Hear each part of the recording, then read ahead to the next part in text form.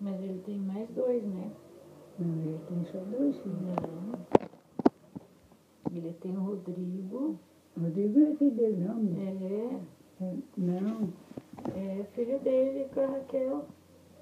Sério? Ah, é com a Raquel, né? É. E a Michele. Ixi, A senhora esqueceu do Rodrigo e a Michele? eu lembrei, mas para mim é... Eles não vêm ver a senhora, a senhora não lembra, né? Os que vêm também. Não dei nada, cadê que vai me ver? Fiquei doente esses dias, fiquei até de cama. Cadê que ele veio? Não veio nem o Valdemir, nem os outros, ninguém.